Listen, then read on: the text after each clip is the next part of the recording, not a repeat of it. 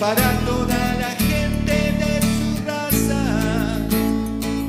En este mundo del... Buenas noches, hoy tenemos la segunda parte de la entrevista a la magíster Alejandra Ferrari, una persona muy capacitada, muy amante de ir a los archivos, una investigadora destacada. Ella nos va a hablar sobre los muertos en la época del cólera, en el siglo XIX. Y bueno, justamente en esta época de pandemia es un tema que nos pareció adecuado en la radio Madre de Dios tratarlo y ver que la gente actuó de manera resiliente y heroica en esos tiempos. Y bueno, la historia se repite, los errores se repiten, las virtudes se repiten, y es bueno aprender del pasado para proyectarse al futuro. Una estrategia era tapiarlas. He encontrado pocos casos en San Juan. Sí sé que en otras provincias se tapiaban las casas directamente. A veces se las tapiaban con los muertos adentro y se le prendía fuego. ¿Por qué? Porque el fuego era purificador. De hecho, para esta epidemia de cólera de San Juan de 1886 y 1887, Sarmiento, que ya estaba fuera de la provincia hacía varios años, pero él siempre preocupado por San Juan y siempre buscando contactarse con San Juan, le escribía a diversos diarios de San Juan diciéndoles, aconsejándoles, que hicieran colchones con relleno de paja o de pasto, y que esos colchones luego directamente eran más fáciles de quemar. Entonces de esa manera no se iba a esparcir la enfermedad, porque vos estabas quemando el colchón donde había estado el enfermo o tal vez donde había fallecido ese enfermo. Pero con el tema de los muertos es tremendo porque... No fue una gran solución esa tampoco, quemar. No, no fue una gran solución, pero a ver, para la época era lo único que había. De hecho, las medidas, si vos te pones a ver las medidas que toma el gobierno provincial, que son similares, bastante similares a las adoptadas por las distintas provincias, realmente yo me reía mucho porque muchas de esas medidas las volvemos a repetir ahora con COVID y son las mismas que se adoptaron con la epidemia de polio o con la epidemia de la gripe española. La no concurrencia a lugares donde hubiese aglomeración de personas. Entonces se suprimían las misas, se suprimían las reuniones sociales, se suprimían las fiestas, el carnaval, por ejemplo, se suprimían los corsos, las chayas, y ahí tenés el montón de noticias donde la gente se lamentaba porque ya tenían el disfraz listo, porque tenían la fiesta armada. Bueno, la prohibición, por ejemplo, de salivar en espacios públicos, que eso nos está mostrando que era algo que pasaba, que ocurría. Eliminación de agua bendita en las iglesias. Entonces los sacerdotes se quejaban de que no tenían con qué bautizar o no tenían con qué dar la unción de los enfermos. Y los fieles se quejaban de que no tenían dónde ir a, digamos, buscar un cierto consuelo en un momento de terrible vulnerabilidad como el de una epidemia. Muy similar ahora. Sí. O sea que los diarios de la época hablaban de eso justamente, de que se prohibían las misas y ahora mismo es rarísimo que no haya misa, todo, pero se ve que en otros momentos también pasó eso. Claro, lo que pasa es que hoy tenemos otros medios que en aquel momento no existían. Hoy tenemos, por suerte, pese a que están bastante criticadas y combativas, y de hecho algo de razón tienen las críticas, las redes sociales, internet, nos permiten comunicarnos de otra manera. Pero pensemos que en 1886 esto no existía. Claro. Entonces, realmente el tema de las noticias, si no era a través de la prensa o a través de las cartas, las noticias tardaban mucho en llegar, en difundirse. Lo mismo ocurría con potenciales soluciones o engaños, porque así como con COVID hemos visto muchísimas fake news, en 1886, o en la epidemia de polio, o en la epidemia de gripe española, también tenemos los avivados que te vendían el jarabe no sé cuánto que evitaba, o te decían, no, hay que quemar eucalipto, o hay que quemar jarilla. Entonces toda la gente iba a buscar jarilla o iba a buscar eucalipto. No hay que comer fruta verde. Entonces todo el mundo iba, o no hay que comer pescado. Entonces la gente iba al mercado y revisaba que la fruta no estuviera verde o no comía pescado. A ver, el desconocimiento también da pie a que todos estos rumores y estos supuestos circulen. Hoy se hablan más rápido que los sociales. Sí, los rumores. Y una anécdota acá, por ejemplo, llegó una cadena diciendo de que llamando un número de teléfono iban a dar mercadería en mi escuela. Claro. Y resulta que era una cadena falsa. Claro. Y las madres se enojaron, todo recuerdo, pero fue una mala información, una fake news, justo. Claro. Bueno, así pero que fíjate, algún loco seguramente pasó unos números incorrectos que hasta yo llamé y no funcionó. claro, y no funcionó. Bueno, ese era también un problema bastante que se ve muy claramente en la epidemia de cólera, no tanto en la de polio y en la de fiebre, en la de gripe española. Pero en la epidemia de cólera se ve con mucha claridad, se ve que hay una gran pobreza de la población y esa pobreza se nota en cómo gestionan o cómo manejan la epidemia. Era lógico que gente que estaba mal alimentada o que vivía en condiciones de poca higiene y que vivía mal, era más susceptible de enfermar y también eran más vulnerables a los curanderos, que es algo que sí vamos a encontrar en la epidemia de cólera y no tanto en la epidemia de gripe española de 1918, que fue tremenda en San Juan. San Juan fue la segunda provincia en 1918, la segunda provincia en Argentina con mayor cantidad de muertos, ¿sí? Y el tema del curanderismo sí no se ve casi nada en la epidemia de polio del 56, para que veas cómo también hay siempre hay avivados que intentan obtener algún tipo de beneficio, ¿no?, de la situación. En el 56 no se veía tanto el curanderismo. A ver, curanderismo siempre ha habido. Lo que pasa es que para el 56 la medicalización de la sociedad está tremendamente avanzada. ¿Qué quiero decir con medicalización? Que es un término acuñado por Armus, este historiador que te mencionaba hace un rato.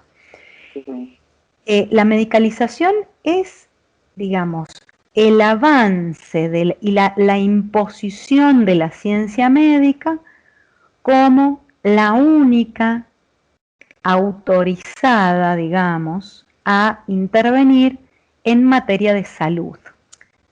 Antes de que la medicina se consolidara como ciencia, gracias a esto que mencionamos hace un rato, gracias al microscopio, gracias a la vacuna, y luego con el correr del tiempo, gracias a los desinfectantes, las sulfamidas. Antes de ese momento, cualquiera era médico. Y eso te lo dice Sarmiento. Sarmiento te dice, en San Juan es médico todo aquel que quiere serlo. Sí, Claro, ¿por qué? Porque no había forma de, primero, la medicina como ciencia estaba bastante retrasada, pero además no había forma de comprobar que la persona tuviera realmente títulos, que hubiera estudiado medicina.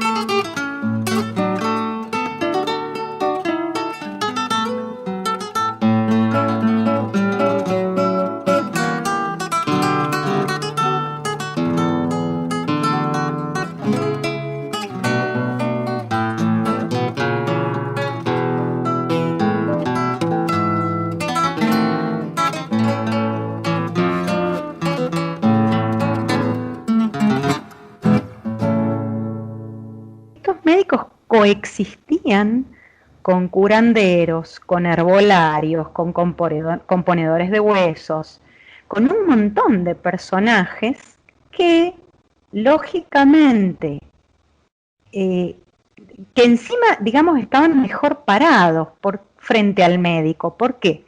Porque hasta este cambio tan radical en la medicina, la verdad que el médico tenía pocas respuestas frente a lo que te estaba pasando.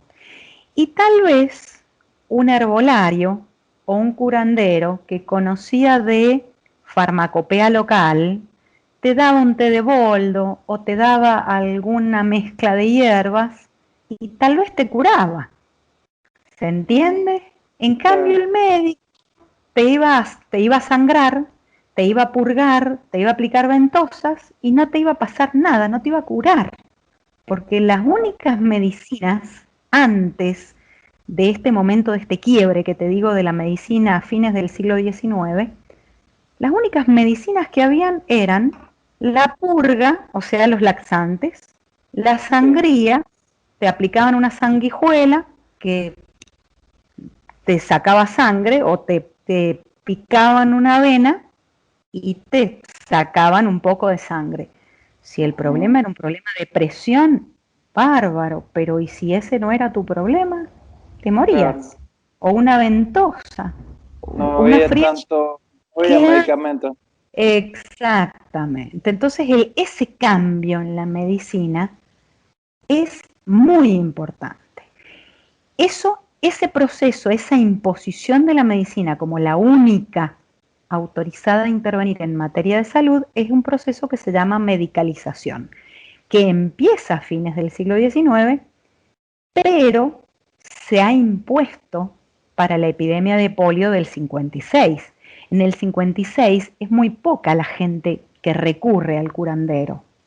Hoy todavía hay gente que va al curandero. Te curan el empacho, te curan la abertura de carne, pero en realidad... Los diarios. Claro, pero en realidad la mayor parte de la población recurre a un profesional médico y a un especialista. De polio murió mucha gente y tuvo secuelas. Sí, la epidemia de polio fue tremenda. En realidad hubo casos en Argentina desde 1906. No se le dio importancia porque eran pocos casos y no eran casos que habían llegado a la capital federal. Otra continuidad histórica. Todo lo que no pasa por Buenos Aires no existe, ¿sí? En realidad en Argentina tenemos problemas sanitarios terribles, mucho peores que COVID, pero que como no afectan a la capital federal y a Buenos Aires, medio como que los ignoramos. Muere más gente por no tener agua potable, muere más gente de dengue. El Chagas es un problemón tremendo en toda la región cuyana, pero, y es más, hoy ya están preocupados porque ha avanzado terriblemente el Chagas, sobre todo América Latina, América Central, y están evaluando que posiblemente pueda llegar a América del Norte, y ahí se han empezado a preocupar por el Chagas. ¿Sí? No se preocupa. Sí, sí. Acá tenemos Salvador Massa que luchó tremendamente. Sí, tremendamente. Bueno, por eso se le llama Chagas Massa acá en Argentina. Pero fuera de Argentina no le dicen Massa. No. Pero bueno, la epidemia de polio, volviendo a la epidemia de polio, ya existía mucho antes, pero el brote del 56 fue tremendo por un conjunto de razones. Primero porque con el golpe del 55 se suspenden una serie, el golpe del 55 es el golpe de Estado que provocó la caída de la finalización de la segunda presidencia de Perón. La política sanitaria del peronismo es muy interesante y la política sanitaria del peronismo, no había frenado la polio, pero sí la había tenido más o menos, diremos, controlada. ¿Sí? No había vacuna, pero por lo general lo que se había hecho era aislar a los casos de chicos enfermos de polio. Para quienes no sepan, la poliomielitis es una enfermedad provocada por un virus que ataca la médula ósea, provocando, en el mejor de los casos, la parálisis de las extremidades, pero en muchos casos la persona quedaba o en silla de ruedas o moría directamente. Fue terrible y peor porque atacaba, si bien todas las edades eran susceptibles de ser atacadas por polio, atacaba especialmente a niños hasta los 6, 8 años. O sea, vos imaginate que era tremendo. La gente no sabía qué hacer con sus niños porque aparte no había vacuna. La vacuna aparece en el 56, 57, aparecen 2 vacunas a la vez, la de Salk y la de Sabin, y las 2 fueron una combinación de ambas, fueron las que se aplicaron acá en Argentina. Pero volvamos acá, decíamos que el peronismo había tenido más o menos controlado los distintos brotes de polio, gracias al ministro de Salud, Ramón Carrillo,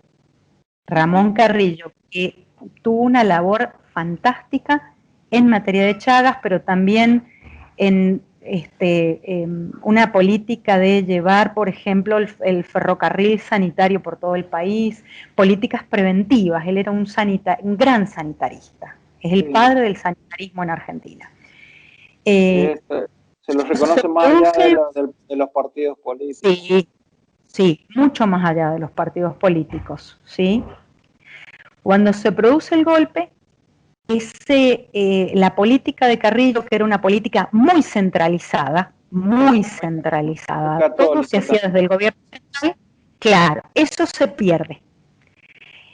A eso le vamos a sumar el hecho de que había una epidemia a nivel mundial de polio. Y realmente no se hizo nada. Con los primeros casos que aparecen en el año 56, la mayoría de los historiadores de historia de la salud, y me estoy refiriendo puntualmente a Adriana Alves o a Adrián Carbonetti, ellos sostienen que en realidad se lo minimizó al brote, no se pensó que iba a avanzar tan rápidamente. Y estuvieron equivocados. En realidad había otras prioridades políticas, económicas, pensemos que era un momento muy complejo de la Argentina, la desperonización de la sociedad, en pleno golpe de Estado. Entonces realmente no se vio, no se le prestó atención a este brote de polio. Y cuando realmente se vio el avance, ya era tarde. Había muchos niños que fueron atacados, muchos quedaron con secuelas respiratorias, muchos quedaron con secuelas motrices, muchos quedaron en silla de rueda y una gran parte murió de esos niños, ¿sí? Lo bueno es que cuando el gobierno se dio cuenta de esta situación, en el año 57, 58, ya estamos entrando el gobierno de Frondizi, se adopta rápidamente la ayuda que le da organismos internacionales, como la OMS, por ejemplo, a la Argentina, y se usa una estrategia de combinar las dos vacunas, la de Salk y la de Sabin, y eso logró que se frenara el brote en pocos años, y ya para el año 84, Argentina se convierte en un país libre de polio. En 30 años prácticamente erradicamos la polio de Argentina.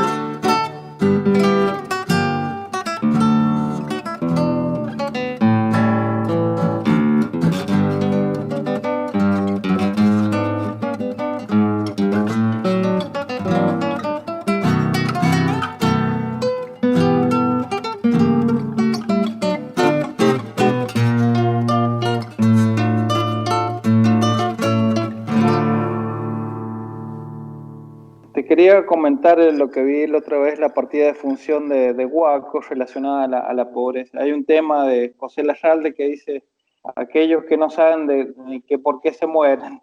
Y en Huaco decía, no se sabe por qué murió, pero cientos de personas, no se sabe porque hay gente que por ahí, por la misma pobreza, no sabe por qué se muere. Capaz que ha visto en algún documento y la pobreza siempre agrava la situación en catástrofe, en epidemia. Eso sin duda. O sea, la humanidad es susceptible de enfermar y de morir, eso ya lo sabemos. Ahora, ¿cómo se gestiona una epidemia? No es lo mismo en un país rico que en un país pobre. En una provincia rica, en una provincia pobre, o en lo urbano y en lo rural. Porque ahí, fíjate, también tenemos otra continuidad histórica. Siempre los servicios de salud han estado concentrados en lo urbano y se ha descuidado lo rural. Por ahí ese que se no sabe de qué es, que tal vez no es médico, claro, no hay un médico cerca que lo revise, o no tiene un hospital, o no tiene un lugar a donde recurrir. Claro, Huaco era en 1890, 1900, encontrás un montón de casos, no se sabe por qué. Claro, pero es que era muy frecuente. De hecho, recién, no me acuerdo si lo hablábamos cuando estábamos al aire o no, pero a ver, en San Juan las leyes digamos, de control del ejercicio de la medicina, de control de la instalación de farmacias, regulaban todo para las ciudades, en realidad regulaban todo para la provincia, pero el control efectivo se hacía en la ciudad de San Juan. Vos estás afuera, podía ver cualquier persona. Te podía ver cualquier persona o generalmente podía no verte nadie. Porque el gran problema de las epidemias, y lo vamos a ver sobre todo con las epidemias de viruela, de sarampión, de croup, prácticamente hasta 1920, los intendentes le pedían al gobierno provincial que les mandara un vacunador y un médico cuando había epidemia. Entonces vos imaginate que de aquí que la noticia llegaba, no siempre tenían teléfono, entonces la noticia muchas veces llegaba en un auto o en el mejor de los casos, o si no, a través de una persona, un jinete que venía y traía la noticia. Sí. De aquí que el gobierno buscaba al médico, conseguía al vacunador, conseguía las dosis de vacuna y lo enviaba, tal vez había pasado una semana, 10 días o 15 días, suponiendo que las vacunas estuvieran acá, porque a veces había que mandar pedirlas a Buenos Aires y esperar a que llegaran, y ahí ya tenemos un mes. Entonces, eso también era un problema enorme que nos habla de una gran desigualdad en el acceso a la salud. Claro, me imagino. Muy difícil. Muy difícil. Hay una anécdota de mi familia. Mi abuelo se quedó sin madre muy chiquito y vivía en Las Flores, mi abuelo y mi mamá también. Y no sabía bien de qué había muerto y después investigué y murió más o menos en 1925, 22, mi bisabuela, de neumonía. Y que es una enfermedad también, claro, y no decía neumonía, decía el acta de función, y no sabía bien de qué había muerto. Y allá en Las Flores, en pleno invierno, mucho frío, todo, y también la neumonía es una epidemia. De costado también creo que te había leído. Costado, claro, sí, costado o puntada, le decían, sí. Sí, se ve claro, mucho porque el dolor lo sentís en el costado. En el costado. El dolor claro, en el costado, en la parte, digamos, de las costillas donde están los pulmones. Claro. De ahí viene. Sí, sí. Vas a encontrar mucho, así como también mucha gente... Una epidemia, la neumonía también. Sí, era muy frecuente, era muy, muy, muy frecuente, pero digamos, se naturalizaba, se normalizaba que bueno, sí, en invierno una parte de la población iba a morir de neumonía o de puntada. A ver, y en esto quiero ser muy cuidadosa y no quiero que se me malinterprete con lo que voy a decir, pero nuestra percepción de la enfermedad, y esto creo que es algo que por eso ha venido la hemos sentido como un cachetazo a la epidemia de COVID. Hemos percibido a lo largo de los últimos 50 años, 60 años, si querés, una cierta sensación de seguridad, dicen los historiadores que hacen historia de la salud, apoyándonos en ¿qué? En una ciencia médica que con los desinfectantes, con las vacunas, con los antibióticos, con las sulfamidas, han alejado la muerte, dicen ellos, o nos han permitido extender la vida muchos años más. Vos pensás que, por ejemplo, en la época de la epidemia de cólera, en 1886, la expectativa de vida de una persona eran 45, 50 años. Hoy la expectativa de vida son casi 90 años. Entonces, la ciencia médica nos ha regalado más años de vida, mejores años de vida, o sea, con una mejor calidad, en mejores condiciones. Y eso, la mayor parte de estos investigadores dicen que a la humanidad nos ha generado una falsa sensación de que hemos vencido la muerte y la enfermedad. Y no es así. ¿Se entiende? Claro. En la época en la que falleció tu bisabuela, la muerte es algo más cotidiano. Y tal vez por eso es algo hasta más aceptado. Cuando vos veas, o ya que has estado haciendo archivo, ¿no te ha llamado la atención la gran cantidad de niños muertos? Y niños muy chiquitos. Bueno, ¿ves? Niños muy, muy chiquitos. Mi abuela paterna también le tocó perder el bebé, todo era muy normal para esa época, de la época colonial y la más moderna también. Sí, era muy normal, era muy frecuente. Y no es que no lo lloraran, no es que no lo sintieran, pero su percepción de la muerte era diferente. En realidad, en la epidemia de cólera, y eso me quedó, creo que empecé a decirlo y después nos pusimos a hablar de otra cosa y no lo dije, pero la desesperación de la gente no era el hecho de la muerte en sí, porque ante una epidemia uno sabe que es susceptible de morir. La desesperación de la gente, ¿sabes cuál era? Las fosas comunes.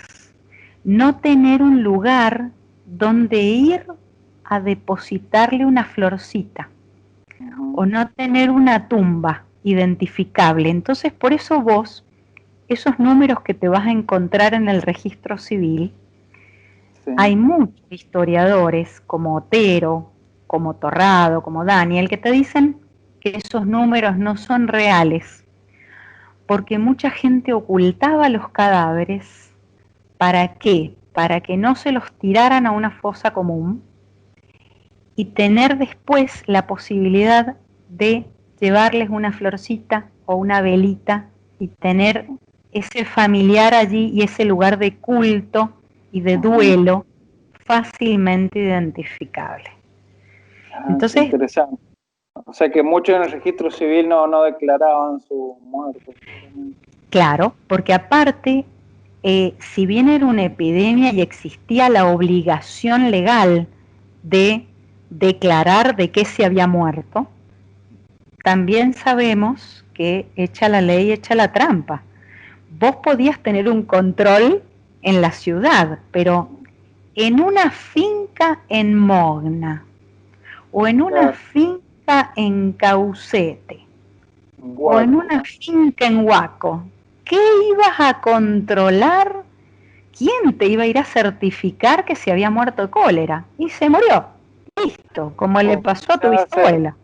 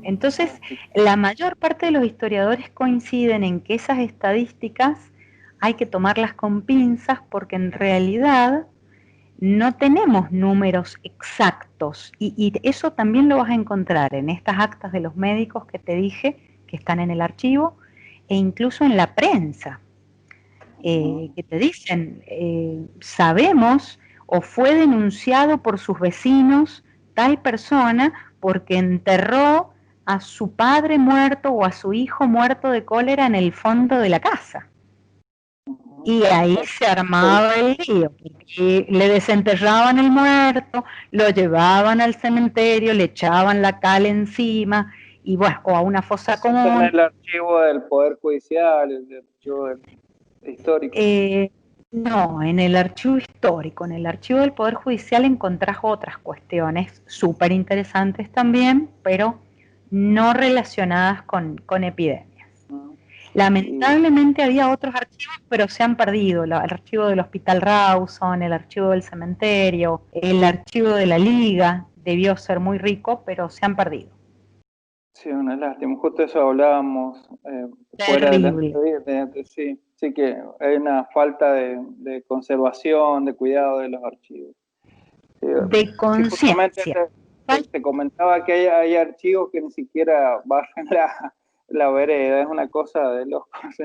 ¿Cómo no van a hacer? Hay archivos provinciales y claro, hace falta con la conservación y la digitalización.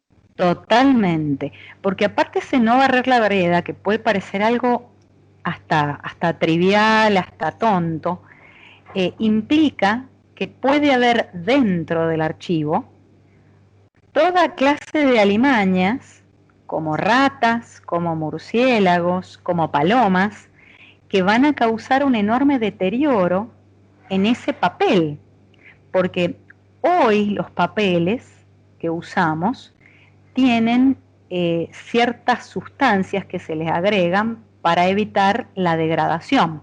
Viste que los papeles viejos se empiezan a poner como amarillentos, como más frágiles, más quebradizos, incluso a algunos se les hacen hongos, se los comen los ácaros, se los comen los gusanitos, o sea, los que la gente por ahí, que la audiencia se va a impresionar de esto que estoy diciendo, pero quienes sean historiadores o quienes alguna vez hayan hecho tarea de archivo saben que esto que estoy diciendo es muy frecuente. Uno va al archivo y ve la rata, ve el gusanito, ve la arañuela, y por eso usamos guantes. Claro, ya para nosotros es como, son casi como nuestros amigos, ¿no? Pero uno usa guantes, usa barbijo. Lleno de tierra el pantalón. Totalmente. Me ha pasado. Pero eso deteriora el documento, por eso es muy importante la conservación, la limpieza de los archivos, la clasificación para saber exactamente qué tengo, dónde lo tengo, la digitalización o la microfilmación, porque ese documento a la larga, con el flash de la cámara de fotos o con la rata, o con algunos que no son ratas, son más grandes, tienen 2 ojos, 2 brazos, 2 piernas y se roban los documentos también, porque no nos engañemos, eso también pasa. Provocan cuidar los documentos, que alguien los controle, que la entrada y salida. Exacto, los documentos son una parte muy valiosa de nuestro patrimonio histórico. Tiene que anotarse quién escribe y quién lo consulta, cuándo lo deja, en qué estado lo deja, y tiene que haber alguien que revise y controle, porque si no, eso se pierde y es irrecuperable. ¿Cómo recuperas un diario que se mojó y que era un ejemplar único del año 1884 o 1820? No lo recuperás más. Cosas que realmente indignan. Por ejemplo, yo he visto ágapes que parecían un cumpleaños de 15 y esa plata se puede destinar a digitalización. Ágapes fabulosos, con vinos, de lo que te imagines, sándwiches. Sí, pero por supuesto.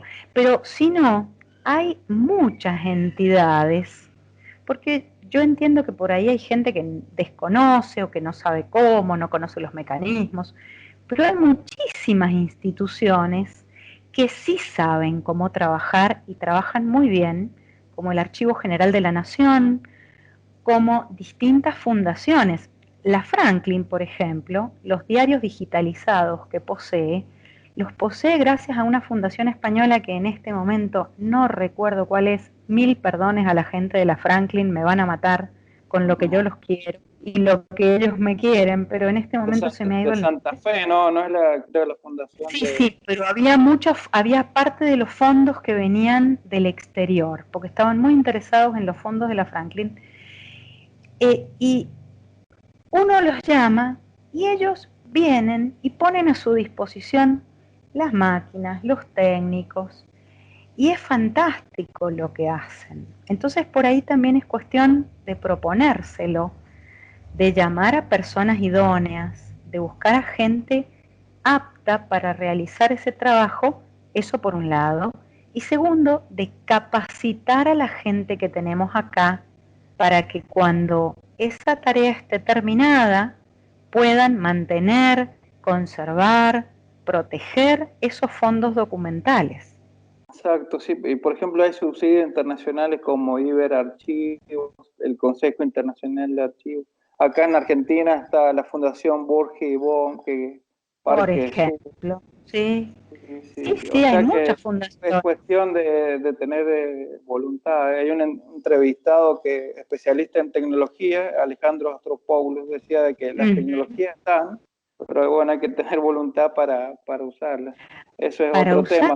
Podemos tener la carrera archivística acá, pero puede faltar la voluntad de digitalización. Ese es el tema. Sí, yo creo que en ese sentido la carrera de archivística está abriendo una puerta muy importante, porque el primer desafío que van a tener los egresados de la carrera es concientizar, y fíjate que no sé si tanto a la población, porque hay mucha población consciente. Yo creo que más que a la población, a los funcionarios. Concientizarlos de la importancia de conservar el patrimonio de la provincia. En ese sentido, van a tener una tarea titánica, porque a veces uno se encuentra con la gente, la buena onda, la predisposición, y choca en el permiso institucional para.